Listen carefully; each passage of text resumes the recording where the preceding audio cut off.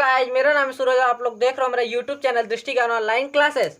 So guys, आज आए अपन जो है 1.2 को लेकर के। ठीक है, इसका पीछे का बेसिक मैंने जो है बता दिया था पिछली वीडियो में। जिन्होंने वीडियो नहीं देखी है मैं डिस्क्रिप्शन बॉक्स में लिंक दे दूंगा, वहां से जाकर के वीडियो को देख सकते हैं। ठीक है, आज का जो अपना टॉपिक है वो है 1.2 का। ठीक है, तो जो है सेम टू सेम, मतलब जो मैंने बेस बताए हैं उसके साथ मैंने कुछ उदाहरण भी लगवाए थे। उदाहरण के ऊपर जो है आधारित है यहाँ के क्वेश्चंस। ठीक है, 1.2 के क्वेश्चंस बहुत ईजी हैं। ठीक है, मैं जो है सिर्फ एक ही क्वेश्चन सभी का बताता चलूंगा और बस अपन जो है आज 1 से लेकर के प्रश्न नंबर 3 तक ही सॉल्व करने वाले हैं। ठीक है, इसके बाद नेक्स्ट वीडियो में अपन पूरी 1.2 प्रश्नावली को समाप्त कर देंगे। देखिए, क्योंकि 5 क्वेश्चन जो है 5, 6, 7, 8 ये जो क्वेश्चंस हैं ये क्वेश्चंस थोड़े से बड़े हैं, इसलिए उनके लिए अलग से एक वीडियो बना दी जाएगी। ठीक है, तो आ जाते हैं अपने टॉपिक की तरफ हम लोग बिना देर किए। ठीक है, देखिए आज का अपना प्रश्न क्या कह रहा है। कह रहा है निम्नलिखित संख्याओं को अभाज्य गुणनखंडों के गुणनफल के रूप में व्यक्त कीजिए। क्या कह रहा है? निम्नलिखित संख्याओं को अभाज्य गुणनखंडों के गुणनफल के रूप में व्यक्त कीजिए। यानी कि जो ये संख्याएं दी हैं यहाँ पे मैंने दो ले रखा है। ठीक है, एक 140 का और एक 156 का। ठीक है, दो को मैं यहाँ पे सॉल्व करके दिखा दूंगा।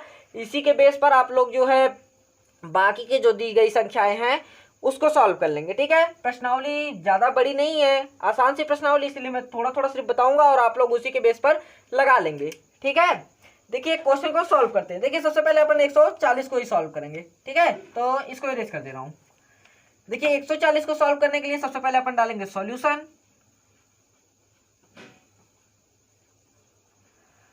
ठीक है, देखिए इसका सॉल्यूशन क्या होगा 140 का। क्या कह रहा है? निम्नलिखित संख्याओं के अभाज्य गुणनखंड। अभाज्य गुणनखंड करने के लिए हमने बताया था कि जो सबसे पहले एलसीएम ले लेंगे। एलसीएम लेंगे तो कैसा लेंगे? जो सबसे पहले सबसे छोटी अभाज्य संख्या से ही काटी जाती है, यानी कि 2 से ही काटा जाता है। ठीक है, और नहीं होता तो उसके बाद 3 से, फिर 4 से, ऐसे मतलब छोटे से बड़े की तरफ हम लोग बढ़ते जाए एलसीएम में। ठीक है, तो अभाज्य गुणनखंडों के गुणनफल के रूप में अपन को इसको व्यक्त करना है। ठीक है, तो इसका जो है सबसे पहले क्या कर लेंगे अपन, इसका एलसीएम निकाल लेंगे। 140 का क्या कर लेंगे, अभाज्य गुणनखंड कर लेंगे। अभाज्य गुणनखंड करने के लिए अपन को क्या करना पड़ता है, एलसीएम निकालना पड़ता है। तो चलिए 140 का एलसीएम निकाल लेते हैं। क्या हो जाएगा? 2 से जाएगा 70 हो जाएगा, फिर 2 से जाएगा 35 हो जाएगा। अभी ये कितने से जाएगा? ये डायरेक्ट 5 से जाएगा। तो 5 से गया तो ये 7 हो गया, फिर 7 से ही जाएगा। अब तो इसका नहीं होगा ना, तो अपन इसको लिख सकते हैं 2 गुणे 2 गुणे 5 गुणे 7। अब देखिए यहाँ यही इसका आंसर है, इसका आंसर यही है। लेकिन तो क्या कह रहा है, गुणनफल के रूप में व्यक्त करना है, यानी कि इसको जो है थोड़ा सा और भी अभी इसको जो छोटा करना होगा हमें। देखिए इसको और छोटा कैसे करेंगे, इसको लिख देंगे 2 की घाते 2। क्या होगा? 2 की घाते 2 गुणे 5 गुणे 7। और ये इसका क्या है गाइज, आंसर है। ये इसका आंसर है। बस देखिए कितना सिंपल सा क्वेश्चन था। ठीक है, क्या करेंगे, सबसे पहले जो संख्या हमें दी होगी, ऐसे क्वेश्चन जिसमें पूछेगा जो संख्या अपन को दी होगी उसका अपन एलसीएम निकाल लेंगे, जिससे अपन को क्या प्राप्त हो जाएगा, अभाज्य गुणनखंड प्राप्त हो जाएगा उसका। ठीक है, या फिर इसका डायरेक्ट अभाज्य गुणनखंड अगर आपको निकालना है तो ये चीज जो है रफली के लिए होती है। ठीक है, ये चीज जो है ये रफली के लिए होती है गाइज। ये जरूरी नहीं है कि आप जो फेयर पे करो, वैसे अगर आप चाहते हो तो कर सकते हो, कोई दिक्कत नहीं है वहां पर। ये रफली कार्य के लिए होती है। तो सबसे पहले इसका अभाज्य गुणनखंड कर लेंगे उस संख्या का, और उसके बाद उसको अगर कोई भी संख्या 2 बार या फिर 3 बार, जितनी बार रिपीट हो रही है उसको एक बार लिख के उतनी घात उसकी बना देंगे, और जो संख्या रिपीट नहीं हो रही है उनको सिंपली ऐसे गुणे का चिन्ह लगा करके लिख देंगे, और ये क्या होगा, इसका आंसर हो जाएगा। सो आप लोग जो है ना, मैं दूसरा वाला भी कर दे रहा हूँ। उसके बाद आप लोग चाहिए तो इसका भी स्क्रीनशॉट ले लीजिए, मैं साइड में आ जा रहा हूँ। ठीक है, उसके बाद दूसरा कर देंगे 156 वाला, तब तक आपको समझ में ही आ जाएगा। ठीक है, 2 मैं बता दे रहा हूँ, बाकी को आपको करना है होमवर्क के रूप में। ठीक है, इसके बाद प्रश्न नंबर 2 पे अपन आ जाएंगे। ठीक है, आप लोग इसे स्क्रीनशॉट ले लीजिए।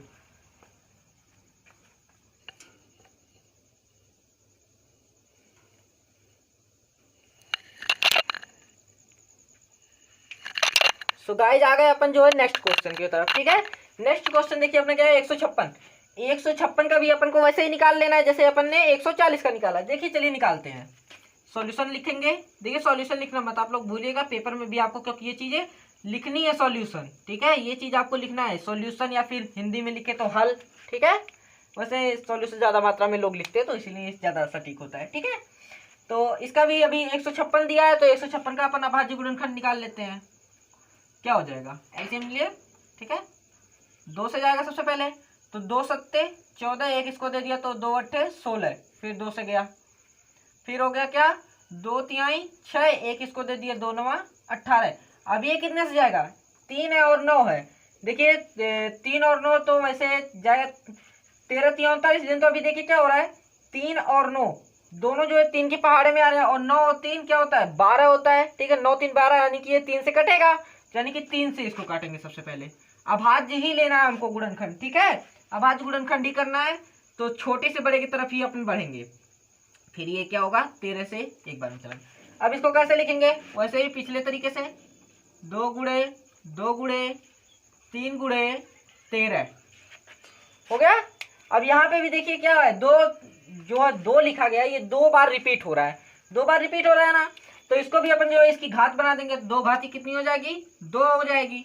और 3 और 13 रिपीट नहीं हो रहे हैं देखिए, या फिर 3 और 13 इस अभाज्य गुणनखंड में कहीं पर नहीं आए हैं, ठीक है। इसका मतलब इनको सिर्फ अपन एक बार ही लिखेंगे, तो हो जाएगा 3 गुणे 13, और ये हो गया अपना आंसर। देखिए कितना सिंपल सा क्वेश्चन है, ठीक है। बहुत ही सिंपल सा क्वेश्चन है। आप लोग चाहिए तो इसका भी स्क्रीनशॉट ले लीजिए, वरना अब तो मैं जानता हूँ कोई ज़रूरत नहीं है, क्योंकि आपने एक स्क्रीनशॉट ले रखा है, उसी के बेस पे सब लगेंगे, ठीक है। तो आप लोग इसको लगा लीजिए। उसके बाद जो है अपन लिखते हैं डायरेक्ट प्रश्न नंबर 2, ठीक है। ये तो इसी के तरीके से जो भी दिए हैं, 3 और भी शायद दिए हैं, तो वो आप सॉल्व कर लीजिएगा, ठीक है। देखिए थोड़ा सा बड़ा दिया है, लेकिन तो कंफ्यूज मत होइएगा। जो 2 बार दिया हो उसको जो है घात में बना करके लिख देंगे, और जो नहीं दिया उसको गुणे का चिन्ह लगा के आगे लिख देंगे, ठीक है। वही उसका आंसर हो जाएगा। बहुत ही दिए, आप लोग इसका स्क्रीनशॉट ले लीजिए।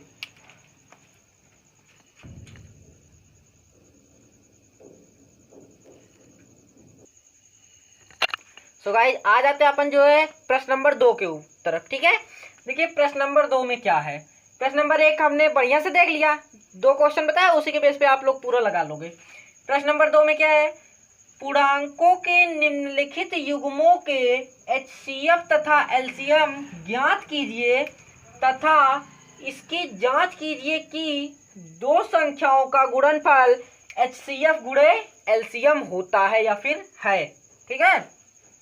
देखिए इसी प्रकार से जैसे यहाँ पे 26 और 91 पहली दी हुई है हमको, इसी प्रकार से दूसरी दी हुई है 510 और 92, ठीक है। इसी प्रकार से तीसरी भी कुछ और दी है, मैंने यहाँ पे जो है पहली लिख ली है, और पहली मैं ही आपको बताऊंगा, सिर्फ पहली बताऊंगा, और बाकी जो है आपको करने उसी बेस पे करने रहेंगे। कुछ कठिन तो है नहीं, मैंने पहले ही बता दिया। 1.2 बहुत ईजी है। देखिए 1.1 थोड़ा सा कठिन था, ले तो 1.12 ना बस फार्मूले पे आप रखते जाओ, एकदम बहुत ईजी है, बहुत ईजी है, ठीक है। फार्मूले पे आप लोग रखते जाएंगे, आंसर आता जाएगा। देखिए क्या कह रहा है, प्रश्न को पढ़ते हैं, समझते हैं, करते हैं।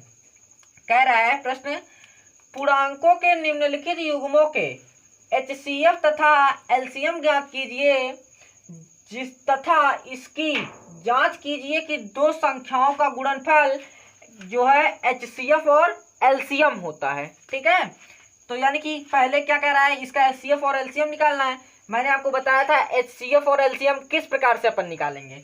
एचसीएफ और एलसीएम जो है किस प्रकार से निकालेंगे, तो अपन जो है ना अभाज्य गुणनखंड विधि का यहाँ पे सिर्फ उपयोग करेंगे। अभाज्य गुणनखंड विधि देखिए 26 का निकालना है अपने को, ठीक है। और क्या निकालना है, किसका 91 का निकालना है। तो अपन को सबसे पहले इसका अभाज्य गुणनखंड करना पड़ेगा, किस लिए, जो है एचसीएफ निकालने के लिए। चलिए ठीक है करते हैं।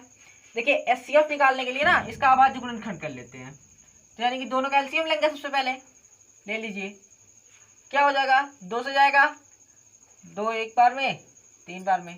अब कितना हो गया, यहाँ ये हो गया 13। अब इसका ये कितने से जा रहा है, 9 और 1 10 हो जा रहा है, ठीक है। यानी कि ना 2 से कट रहा है क्योंकि लास्ट में 1 है। 0 2 4 6 8 ऐसी संख्या नहीं है इसके लास्ट वाले अंक पे, ठीक है, इकाई के डिजिट पर। तो यानी कि ये 2 से नहीं कटेगा। 9 और 1 10 हो जा रहा है, यानी कि 3 से भी नहीं कटेगा, क्योंकि 3 के पहाड़े में कहीं 10 नहीं आता है। अब ऐसे जाएंगे तो आप देखेंगे ये कितने से कटेगा, ये डायरेक्ट कटेगा तो कितने से,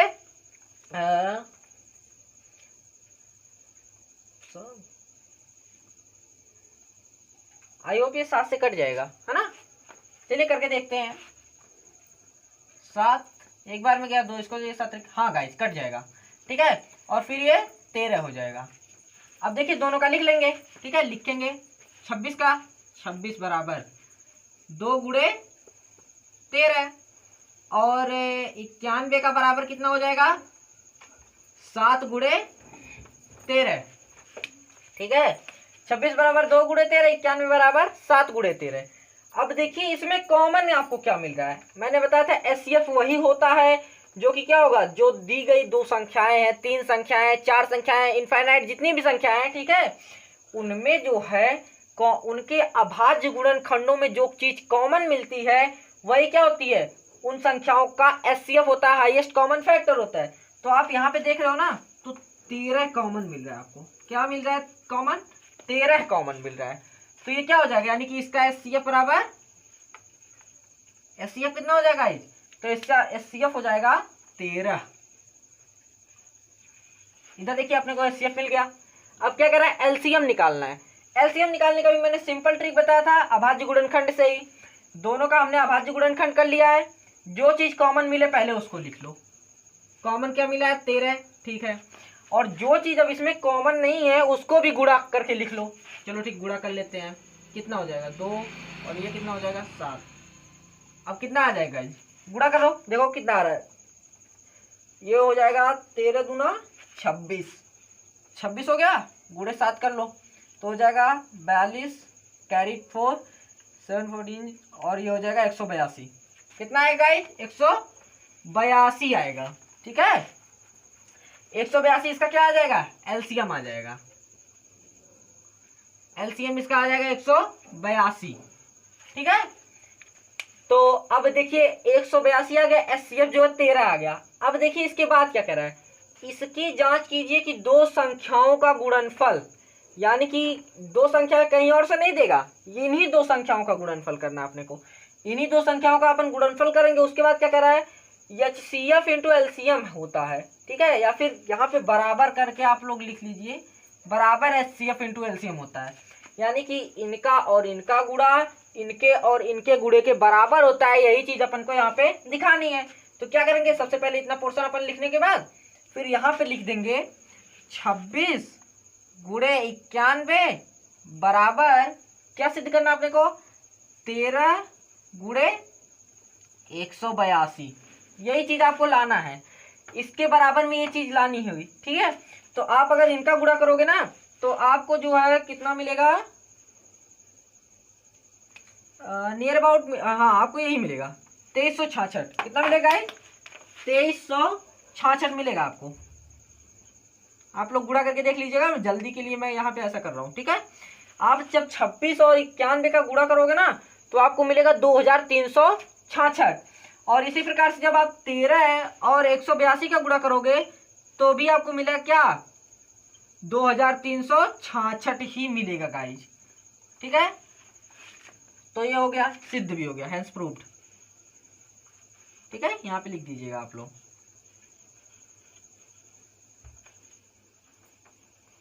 हैंस प्रूव्ड हो गया। क्या क्वेश्चन क्या कह रहा था, हमने देखिए क्वेश्चन के अकॉर्डिंग जो है आंसर ला दिया। देखिए क्वेश्चन क्या कह रहा था उसी हिसाब से अपन चलेंगे और उसी हिसाब से जो है आंसर आ जाएगा। देखिए कह रहा था कि जो एचसीएफ तथा एलसीएम निकालना है, एचसीएफ निकाल लिया और एलसीएम निकाल लिया हमने। इसके बाद क्या कह रहा था, जांच करनी है कि 2 संख्याओं का जो गुणनफल है वो एचसीएफ और एलसीएम के बराबर होता है, यानी कि इन 2 संख्याओं का जो गुणनफल था कितना आ रहा था, 2366 आ रहा था, वही इसके बराबर होना चाहिए। तो जब अपन ने 13 और 182 का गुणा किया तो कितना आ गया, 2366 ही आया है, ठीक है। यानी कि यह सिद्ध होता है कि 2 संख्याओं दी गई या फिर दी गई 2 संख्याओं का गुणनफल, ठीक है, उनके एचसीएफ और एलसीएम के गुणनफल के बराबर होता है। बस इतना ही करना है अपने को, ठीक है। ये हो गया, आप लोग इसका स्क्रीनशॉट ले लीजिए। इसके बाद प्रश्न नंबर 3 पर अपन आ जाते हैं, ठीक है।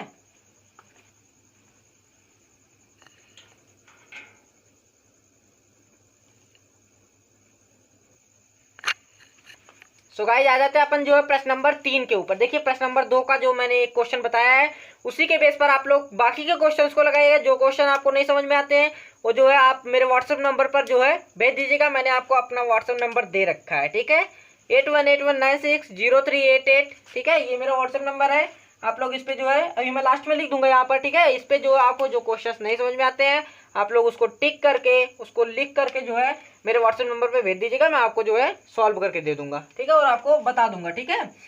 बाकी का अभी आ जाते हैं अपने प्रश्न नंबर 3 पर, ठीक है। प्रश्न नंबर 3 पे देखिए भी यहाँ पर भी मैं सिर्फ एक क्वेश्चन बताऊंगा, इसी बेस पर जो है बाकी क्वेश्चन आधारित है। आप प्रश्न नंबर 3 का भी सॉल्व कर लीजिएगा, ठीक है। बाकी प्रश्न नंबर 4 से जो है अपन जो है दूसरी वीडियो में देखेंगे उसको, इसलिए क्योंकि जो वहां से कुछ क्वेश्चन बहुत इंपॉर्टेंट है जिनको जो है बताने में समय ज़्यादा जाएगा, ठीक है, इसीलिए उसके लिए अलग से वीडियो बनेगी, ठीक है। आ जाते हैं अपन प्रश्न नंबर 3 पर। देखिए प्रश्न नंबर 3 का क्या कह रहा है, सबसे पहले ये देखते हैं। अभाज्य गुणनखंड विधि द्वारा निम्नलिखित पूर्णांकों के एलसीएम तथा एचसीएफ ज्ञात कीजिए। बहुत इजी है। अभी मैंने इस क्वेश्चन में जो है अभाज्य गुणनखंड विधि का ही प्रयोग किया था, ठीक है। अभाज्य गुणनखंड विधि का प्रयोग करके मैंने जो है एलसीएम और एचसीएफ दोनों निकाल लिए थे, ठीक है। उसी प्रकार से देखिए वहां पे बस 2 दिया था, यहाँ पे 3 दिया है, ठीक है। 4 भी दे सकता है आपको, 5 भी दे सकता है, आप लोग कंफ्यूज मत होइएगा, ठीक है। एक ही प्रकार रहेगा सभी के लिए, सभी के लिए एक ही नियम रहेंगे, ठीक है। तो विदाउट कंफ्यूज हुए अपन चलते हैं, ठीक है। अभाज्य गुणनखंड विधि अपन बचपन से प्रयोग करते आए हैं, अभी भी आप प्रयोग कर रहे हैं, तो ये तो बहुत इजी है हमारे लिए, यानी कि क्वेश्चन देखते ही अपन को समझ में आ जाना चाहिए, ठीक है। चलिए सॉल्व करते हैं, लिखेंगे सॉल्यूशन पुराना तरीका। चलिए ठीक है, देखिए क्या कह रहा है। कह रहा है 12, 15 और 21 कितनी संख्याएं दी है अपने पास? 3 संख्याएं दी हैं। सबसे पहली संख्या अपने पास क्या है? अपने पास है 12, 12 हो गया, ठीक है। चलिए थोड़ा इधर लिखता हूँ, ठीक है।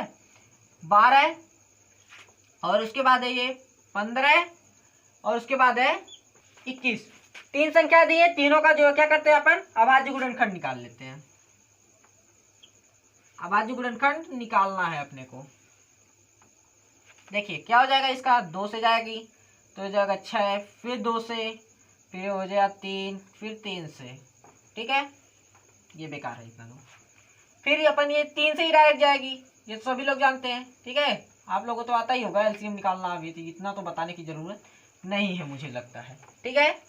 अब इसका भी ये भी 3 से ही जाएगा, ठीक है। ये देखिए मिल गया आपको अभाज्य गुणनखंड, ठीक है। अभाज्य गुणनखंड क्या क्या मिले हैं? 12 के क्या मिले हैं, 15 के और 21 के। यहाँ पे लिख लेते हैं अपन, ठीक है। 12 का क्या मिला है अपने को? 12 का मिला है 2 गुणे 3, ठीक है। 15 का क्या मिला है? 15 का मिला है 3 गुणे 5। और 21 में क्या मिला है? 21 में मिला है 3 गुणे 7। ये देखिए 3 चीजें मिली हैं, ठीक है। और तीनों में एक चीज कॉमन दिख रही है।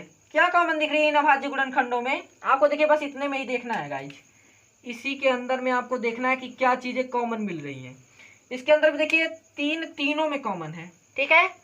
तो नियमतः अपन जो है 3 ही लिखेंगे और 3 क्या हो जाएगा अपना HCF हो जाएगा। क्यों? क्योंकि मैंने बताया कि जो सभी में कॉमन मिलता है, सभी का अभाज्य गुणनखंड करने पे जो चीजें जो अंक कॉमन मिलती है, जो संख्या कॉमन मिलती है, वही उन अंकों का या फिर उन संख्याओं का क्या होता है HCF होता है, ठीक है।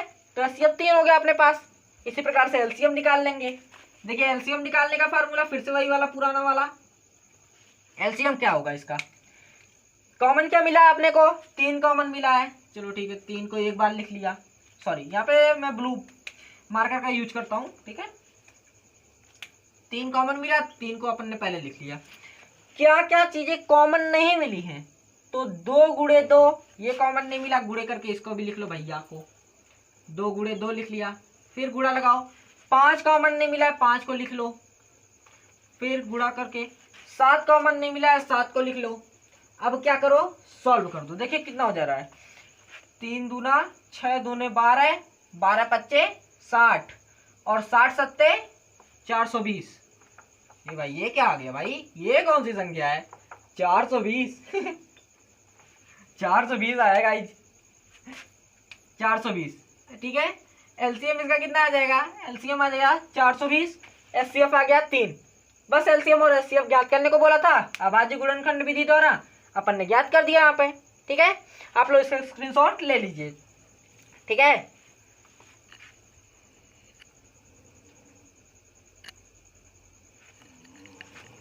सो गाइज अब जो है यहीं पे वीडियो को समाप्त कर दिया जाता है, क्योंकि मैंने जैसा बताया है कि चौथे क्वेश्चन से जो है अपन नेक्स्ट वीडियो में पढ़ेंगे। ठीक है, क्यों, क्योंकि जो वहाँ से क्वेश्चन इंपॉर्टेंट है, वहाँ से कुछ इंपॉर्टेंट क्वेश्चन को भी छटवाना है मुझे। ये क्वेश्चन भी इंपॉर्टेंट है, बस इनको लगाने का तरीका आसान है, तो जिसकी वजह से ये उतने खास इंपॉर्टेंट नहीं होते हैं। ठीक है, तो मिलते हैं अपन नेक्स्ट वीडियो की तरफ। वीडियो अगर पसंद आए तो वीडियो को लाइक करिएगा, कमेंट में जरूर बताइएगा आपको वीडियो कैसा लगा है। और हाँ, अभी तक आप हमारे चैनल पे अगर नए हो तो सब्सक्राइब करके बेल वाला आइकन जरूर प्रेस कर लीजिए, इससे जो है हमारा जो है नोटिफिकेशन आपको बराबर मिलता रहेगा। ठीक है, और जैसे ही नई वीडियो अपलोड होती है आप लोग उसको देख सकते हो। ठीक है, पढ़ सकते हो, हंसते रहिए, पढ़ते रहिए। ठीक है, और देखते रहिए हमारे वीडियो को। तब तक के लिए जय हिंद।